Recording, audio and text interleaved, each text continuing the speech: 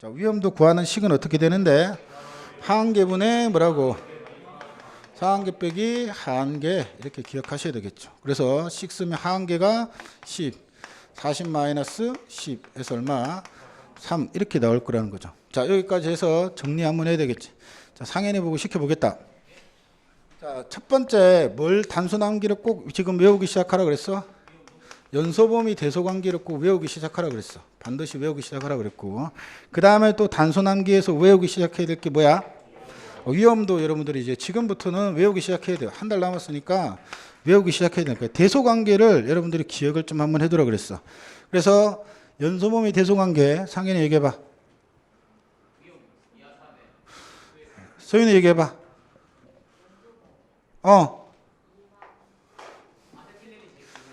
아산, 수일, A, 가벨, 메프로브 이렇게 좀 외우더라 그랬는데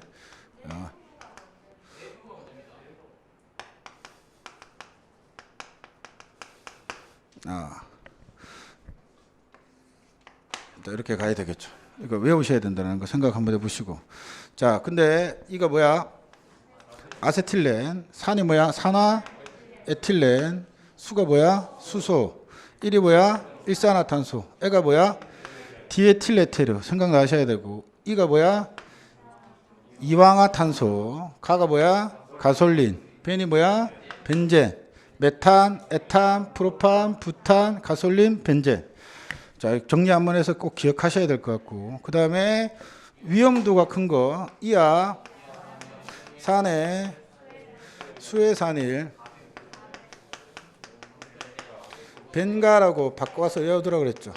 벤가, 그 다음에 부, 프, 에, 메, 암. 이렇게 여러분들 단순 암기인데 여러분들 여러 번 보셔가지고 외우기 시작하셔야 되겠다. 자, 이가 뭔데? 이황화탄소. 아가 뭔데? 아세틸렌. 산이 뭔데? 산화에틸렌. 애가 뭔데? 디에틸에테르. 수가 뭔데? 수소. 애가 뭔데?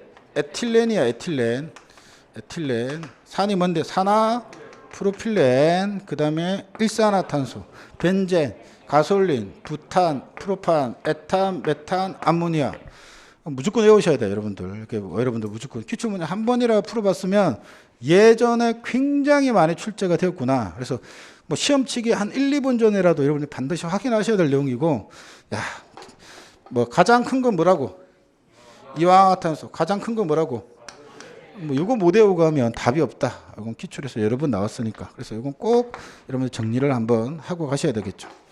자, 최소 발화 에너지. 저마온이 최소 발화 에너지를 충족할 것 같은 내용이네요. 그죠? 한번 생각해 보시고. 생각 한번 해보고.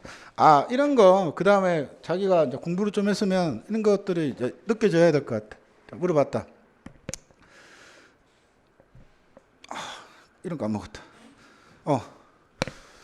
이런 게 시험 문제 나와서 연소 범위가 변할 수 있다라고 했는데 이렇게 시험 문제 나왔어. 자, 난류 확산 속에서 연소 범위는 더 증가한다. OX. O. 안 봐도 이런 거 맞춰 넣어야 돼. 아, 난류가 척류보다 자, 어떤 흐름 방향이 없는 거기 때문에 더 공기와 산소가 더 뭐 할 수 있다. 잘 섞일 수 있다. 이거 느껴져야 되겠지. 그래서 이런 것들은 중간중간에 안 본 것들도 여러분들이 맞춰 내셔야 되겠지. 그치? 한번 생각해 보면, 자, 자, 최소 발화 에너지가 불이 붙기 위한 최소한의 에너지고, 이게 누가 충족해 주는 거야? 저마온이 이 최소 발화 에너지를 충족시켜 주는 거 아니야, 그지? 자, 최소 발화 에너지는 에너지이기 때문에 단위를 뭘 쓰는데? 줄을 쓰는데 에너지가 너무 작아서 밀리줄을 일반적으로 많이 쓰는데 줄이나 밀리줄이나 똑같다. 한번 생각해 봐라. 자, 생각해 보니까 열 전도율이 뭐하면 낮으면 최소 발화 에너지는 어떻게 된다? 작아지냐? 이렇게 물어봤다. 느낌 가져야 돼. 최소 발화 에너지가 작다라는 건 불이 잘 붙는다, 안 붙는다? 붙는다가 지금 머릿속에 꼭 남아야 돼. 그러면 열 전도율이 작으면 불이 나기 쉽다, 어렵다? 쉽다. 좋은 거야, 물이니까. 아, 열 전도율이 낮으면 최소 발화 에너지 작아진다. 오케이. 생각해 보시고. 자, 그 다음에 화학 양론적 농도라고 그랬어. 화학 양론적 농도. 가장 연소가 잘 될 수 있는 농도라고 얘기했고, 이 농도, 가장 연소가 잘 되는 농도가 화학 양론적 농도야. 그럼 거기에서 최소 발화에너지는 어떻게 될 거냐? 이게 포인트야. 최저가 된다 생각 한번 해 보실 필요가 있다. 그리고 화학 양론적 농도 구하는 시기 한번 기억을 한번 해보라 그랬어. 화학 양론적 농도 구하는 거 문제풀이 할 때도 한번 계산 문제 한번 풀었습니다. 화학 양론적 농도 구하는 식은 어떻게 된다? 연료의 몰수 플러스 공기 분의 연료의 몰수 곱하기 뭐라고? 100이라고 했던 거 식 한번 써보셔야 되겠다. 이 식이 써줘야 문제를 풀 수 있겠다라고 생각이 들어요. 뒤에서 한번 풀어보겠습니다. 한번 생각해 보시고. 자, 이렇게 소방 관련된 여러 시험에서는 좀 출제가 되었던 내용이니까 일단 중요할 건 이거다. 화학 양론적 농도는 하한계와 어디 사이에 있는 농도야? 상한계 사이에 어떠한 농도가 있어. 그래서 실질적으로 여러분들이 나중에 소방 공무원이 되고 기사 공부라든가 조금 더 어려운 공부를 하게 되면 이 화학 양론적 농도가 엄청 중요해. 왜냐하면 화학 양론적 농도만 계산할 수만 있으면 하한계와 상한계를 유추할 수 있어. 그래서 이걸 가지고 다시 값을 다시 유추해내기 시작한다고.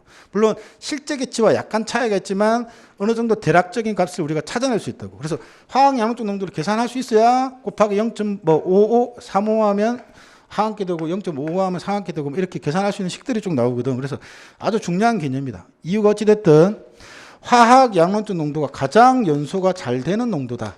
오케이. 최소 발화에너지가 가장 작다. 그래서 하한계 쪽으로 가면 뭐라고?